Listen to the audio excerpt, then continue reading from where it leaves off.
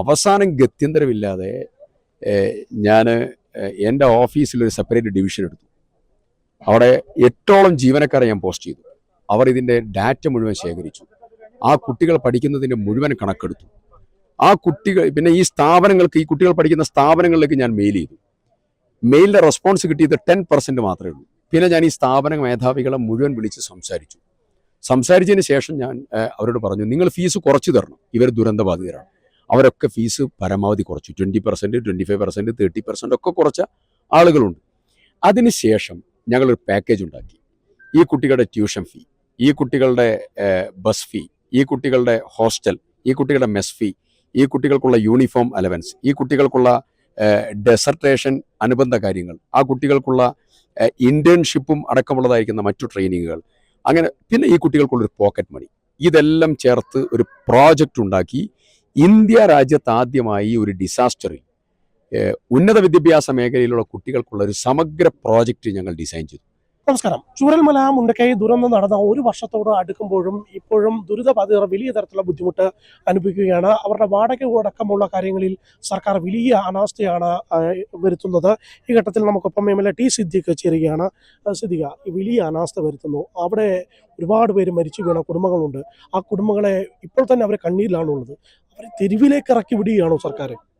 ഒന്ന് നമുക്ക് സീരിയസ് ആയ കുറച്ച് സ്ലിപ്പിങ്സ്, ഗുരുതരമായ പാളിച്ചകൾ നമുക്ക് സംഭവിച്ചു. ഒന്ന്, ഈ പുനരധിവാസ പ്രവർത്തനത്തിൻ്റെ വേഗത വളരെ കുറഞ്ഞു. അതിൻ്റെ ബേസിക് റീസൺ ഈ എസ്റ്റേറ്റ് ഭൂമിയുടെ പിറകെ സർക്കാർ പോയി എന്നുള്ളതാണ്. നമ്മളിത് ഗവൺമെൻറ്റിനെ കൃത്യമായി അലാം ചെയ്തിരുന്നു. എസ്റ്റേറ്റ് ഭൂമികൾ എപ്പോഴും നിയമവ്യവഹാരവുമായിട്ട് പോകുന്നൊരു സിസ്റ്റമാണ് ഇവിടെ.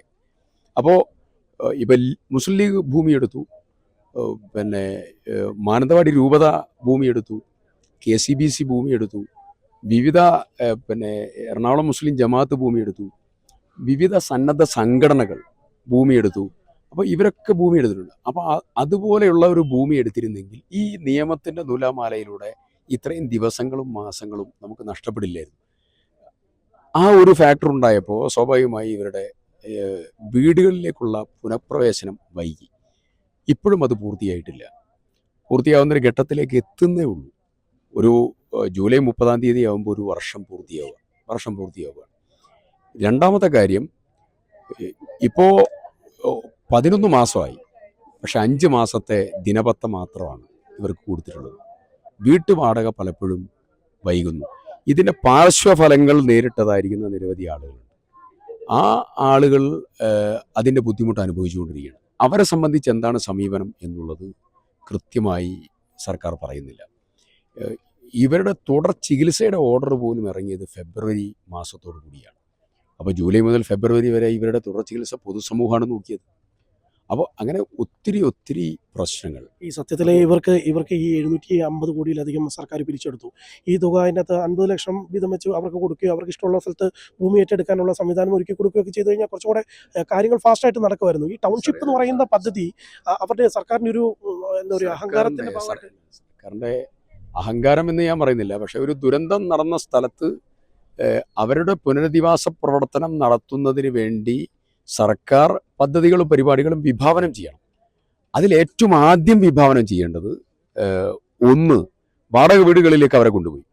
വാടക വീടുകൾ ഞങ്ങൾ തന്നെ ഇവിടെ പ്രാദേശികമായി ഐഡൻറ്റിഫൈ ചെയ്ത് എല്ലാ പഞ്ചായത്തുകളുമായി ഉദ്യോഗസ്ഥരൊക്കെ കൂട്ടി സഞ്ചരിച്ചാണ് ഈ വീടുകൾ ഐഡൻറ്റിഫൈ ചെയ്തത്. ഈ വീടുകൾ ഐഡൻറ്റിഫൈ ചെയ്ത് അവരെ വീടുകളിലേക്ക് എത്തിക്കുമ്പോൾ ഇവിടെയുള്ള സന്നദ്ധ സംഘടനകളാണ് ആ വീട്ടിലേക്കുള്ള മുഴുവൻ ഉപകരണങ്ങളും നൽകിയത്.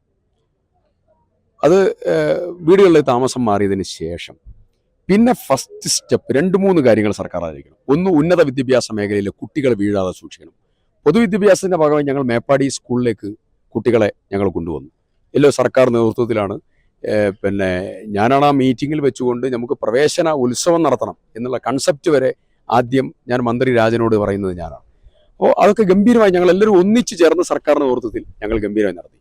ഉന്നത വിദ്യാഭ്യാസ മേഖലയിലെ കുട്ടികളെ നോക്കണം എന്ന് ഞാൻ പ്രത്യേകം പറഞ്ഞു. പക്ഷേ ഒരു കുട്ടിയുടെ കാര്യം പോലും സർക്കാർ ഏറ്റെടുത്തില്ല. അവസാനം എൻ്റെ ഓഫീസിൽ വന്ന് കുട്ടികൾ കരയുന്ന, രക്ഷിതാക്കൾ കരയുന്ന, ഈ കുട്ടികളൊക്കെ ആർക്കും ബുദ്ധിമുട്ട് വന്നില്ല. കാരണം അവരൊക്കെ ഹോസ്റ്റലുകളിലും അവരൊക്കെ കോളേജുകളിലുമായിരുന്നു. അപ്പോൾ അതുകൊണ്ട് ഈ കുട്ടികളാരും ഈ ദുരന്തത്തിൻ്റെ ബുദ്ധിമുട്ടിലേക്ക് ഏറിയ പങ്ക് കുട്ടികളും വന്നില്ല. അപ്പോൾ ഈ കുട്ടികൾക്കൊക്കെ പഠിക്കണം. അമേരിക്കയിൽ പഠിക്കുന്ന ഷിംറോൺ ആലക്കൽ മുതൽ അച്ഛനും അമ്മയും എല്ലാവരും നഷ്ടപ്പെട്ട സാരജ് മുതൽ പോണ്ടിച്ചേരി യൂണിവേഴ്സിറ്റിയിൽ MCA പഠിക്കുന്ന, വീട് അപ്പാടെ ഒലിച്ചു പോയതായ, പാടി ഒലിച്ചു പോയ, MBBS ആലപ്പുഴ മെഡിക്കൽ കോളേജിൽ 4th ഇയറിന് പഠിക്കുന്നതായിരിക്കുന്ന മിടുക്കിയായിട്ടുള്ള പെൺകുട്ടികൾ ഉൾപ്പെടെ ഒത്തിരി കുട്ടികൾ പഠിക്കുകയാണ്. അവസാനം ഗത്യന്തരമില്ലാതെ ഞാൻ എൻ്റെ ഓഫീസിലൊരു സെപ്പറേറ്റ് ഡിവിഷൻ എടുത്തു. അവിടെ 8ഓളം ജീവനക്കാരെ ഞാൻ പോസ്റ്റ് ചെയ്തു. അവർ ഇതിൻ്റെ ഡാറ്റ മുഴുവൻ ശേഖരിച്ചു.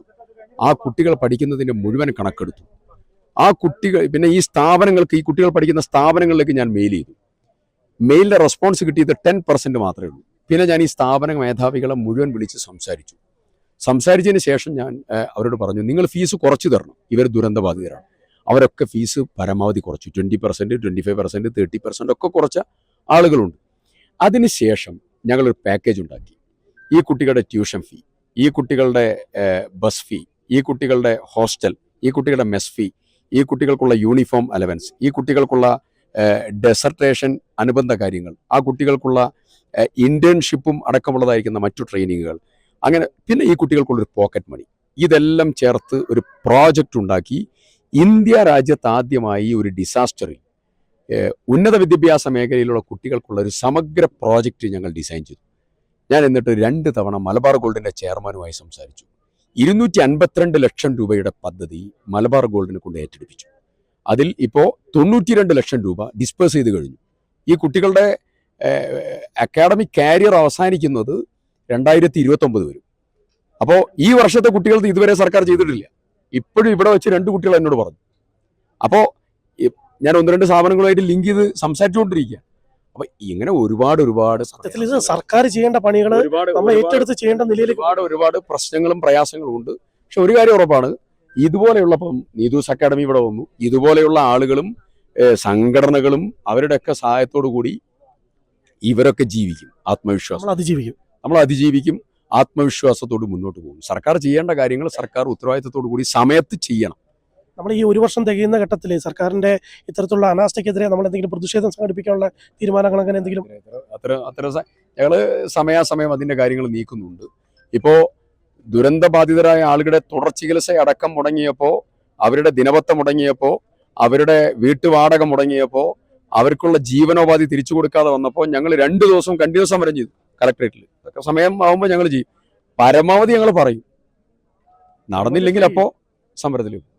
അപ്പോൾ എന്തായാലും വളരെ ഇത്തരത്തിലുള്ള ഒരു പ്രതികരണം തന്നെയാണ് നമുക്ക് ഈ ഘട്ടത്തിൽ ലഭിച്ചിരിക്കുന്നത്.